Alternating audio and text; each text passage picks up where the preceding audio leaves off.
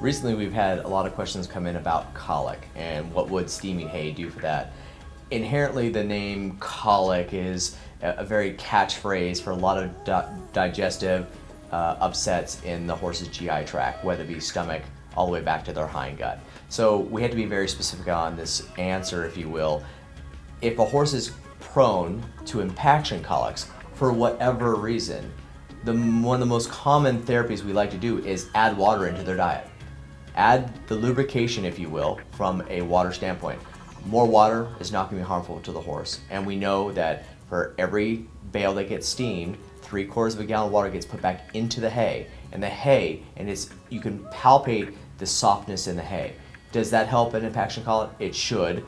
We use them for post-op colic surgeries, because the problem for veterinarians is that horses don't like to eat immediately after going through colic surgery, and we have tested HAYGAIN hay against non-steamed hay to see if horses would find it more appetizing, and we found that horses routinely go back to eating the HAYGAIN hay before the dry hay post-op. And that's important for us from a veterinary standpoint, is that those horses get back on their nutrition plane, which is critical to their recovery from surgery.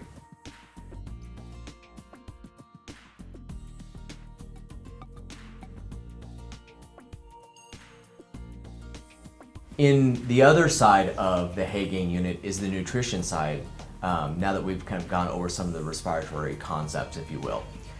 Nutrition, as we know, matters in the horse, and so what do we need to do? We need to feed them appropriately, and people have been writing in asking us about laminitis, and because that is not necessarily the #1 disease of horses, but it is definitely one of the top 5, and it's a difficult disease to manage, both medically and also nutritionally. And so what do we do to those horses that prompts the question from owners about hay in laminitic horses?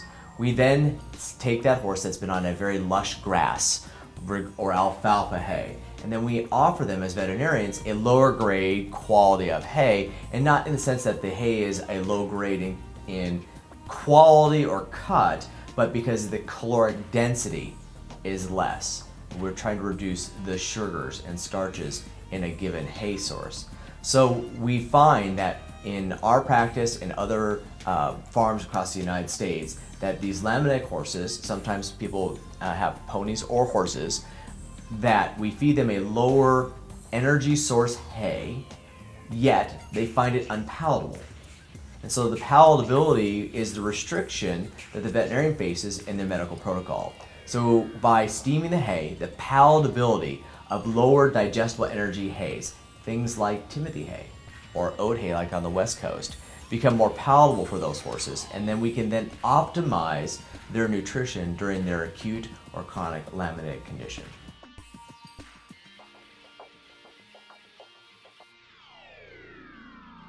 The other concepts that we've had to deal with are outside some of the veterinary realm, but still play a part of what we do as veterinarians, and that is the day-to-day life of the barn manager or the individual owner of a boutique farm or large farms here in Kentucky. And the nice part is that the HAYGAIN unit comes in a variety of different sizes and options to be utilized on small farms or big farms. There's a half bale unit, which is easily used in small boutique-like farms or individual horses, and at the same time can be placed on the road as well. The larger unit is utilized at large farms, large breeding farms, racetracks, etc. And that unit can be taken on the road. It's quite easily serviced on the road, if you will, but the unit that they have, the half bale unit, is a lot easier to use in transporting across the U.S.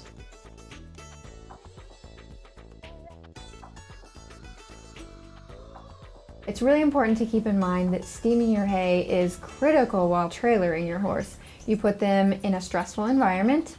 You put their hay up in their face, which naturally they should be eating on the ground, so they can eliminate as much of the allergens on their own by sneezing or drainage. And they are in an enclosed environment where all of the allergens are just swimming around in the trailer and they're stuck in there with it. So the steamed hay in the trailer is really, really important to decrease the insults on the respiratory tract. And HAYGAIN makes the HG Go, which is a much more portable unit, smaller. It's kind of like a garment bag type size, and very easy to use and take on the road.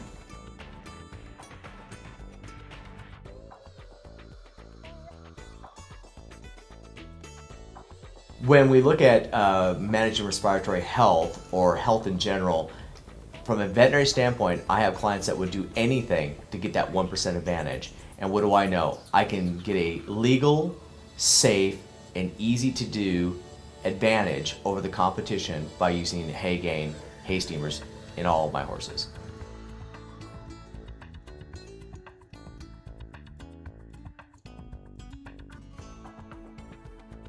The point, I think, for us as equine veterinarians is trying to find the best tools in our tool chest. And in respiratory management and in nutritional management, the tools are somewhat limited. In performance horses, many of the federations, the governing bodies for those competition horses, dictate the rules from which we can't use certain medications. We can use some and can't use others. In respiratory management, it's very limited window of the number of drugs that we have, as well as what we can and can't use.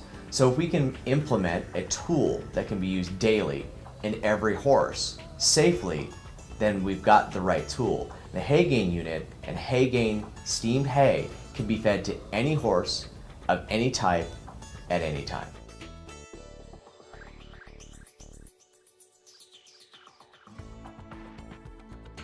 Well, there are a couple advantages for the practitioner. The first thing that comes to mind is from a referral center standpoint. A lot of clinics that see colics, for the post-op colics, it's much more palatable. There have already been studies comparing, hanging a hay net of steamed hay versus dry hay, and the horses very regularly go to the steamed hay. And then secondly, for neonates, we have clinics already who are steaming the bedding, and just to make a much cleaner environment for those babies who are already struggling to survive.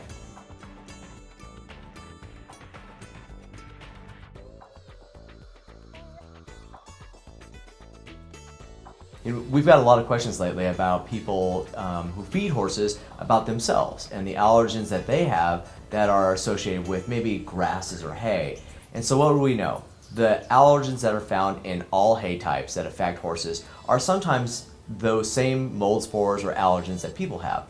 So assuming that it is the similar sort of spore that is affecting that human that's in the hay, then at least the source for that allergy has been removed by steaming the hay, and the same principle for why we steam it for horses.